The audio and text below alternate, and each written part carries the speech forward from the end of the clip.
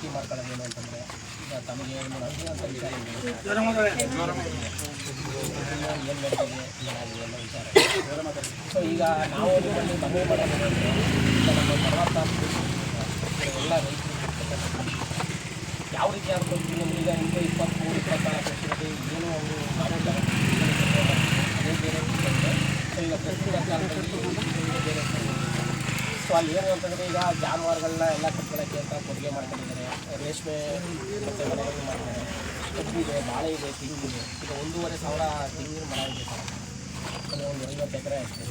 ಎಲ್ಲ ಫಲವತ್ತಾದ ಭೂಮಿ ಇರೋದ್ರಿಂದ ಈಗ ನಾವೇನು ಮಾಡ್ತೀವಿ, ಎಲ್ಲಾದರೂ ಅದ್ರ ಮೇಲೆ ಅವಲಂಬಿತರೆ ಮಾಡೋಕ್ಕಾಗುತ್ತಲ್ಲ.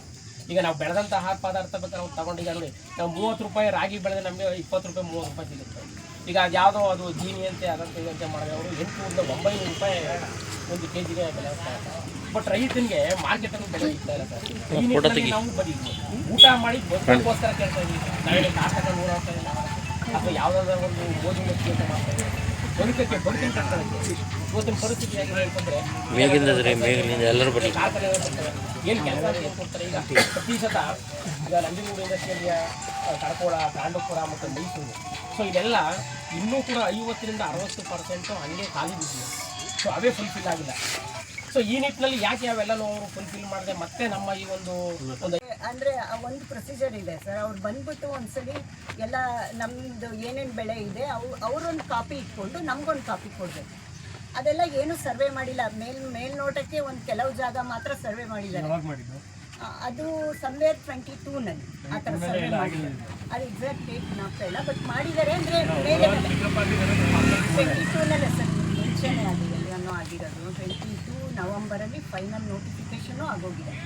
ಅದು ನಮಗೆ ಗೊತ್ತಾಗಿದ್ದು ಮಾತ್ರ 23 ಜನವರಿನೋ ಫೆಬ್ರವರಿನೋ ಅಂತ, ಅಂದರೆ ಎಲೆಕ್ಷನ್ ಸ್ವಲ್ಪ ಮುಂಚೆ ಆಯಿತಾ. ಆವಾಗ ನಮಗೆಲ್ಲ ಗೊತ್ತಾಗಿದೆ.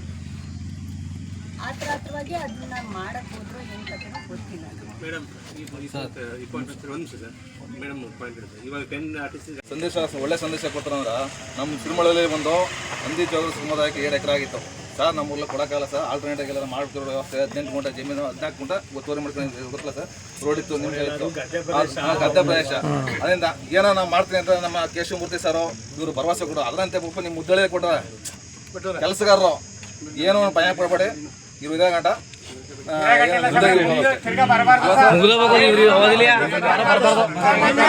RTCಗಳು ಬದಲಾವಣೆ ಆಗಿದೆ. 15 RTC ಅಂತ ರಿವರ್ಸ್ ಮಾಡೋಕ್ಕೆ ಪ್ರಯತ್ನವನ್ನು ಪಡ್ತಿದ್ದಾರೆ. ಮುಂದಕ್ಕೆ ಯಾವುದೇ RTCಗಳು ಕೂಡ ಆರ್ಡಿನಲ್ ಮೂಲಕ ಆಗಲಿ ಇನ್ನಿತರ ಮೂಲಕ ಆಗಲಿ ಅದು ಬದಲಾವಣೆ ಆಗದ ರೀತಿ CEO ಗಮನಕ್ಕೆ ತಂದು ಅವ್ರು ಸ್ಟಾಪ್ ಮಾಡಿಸಿದ್ದಾರೆ. ಸೊ ಆದ್ದರಿಂದ ಮುಂದಕ್ಕೆ ಏನು ಸಮಸ್ಯೆ ನಿಮಗೆ ಆಗೋದಿಲ್ಲ. ದಯವಿಟ್ಟು ಇದನ್ನು ಕೈ ಬಿಟ್ಬಿಟ್ಟು ನಿಮಗೆ ಸಹಕಾರ ಕೊಡಿ. ನಿಮಗೇನಾದರೂ ಅಂದರೆ ಅನುಕೂಲ ಆಯಿತು ಅಂದರೆ ಧೈರ್ಯವಾಗಿ ನನ್ನ ಹತ್ರ ಬಂದು ಹೇಳ್ತಾರೆ.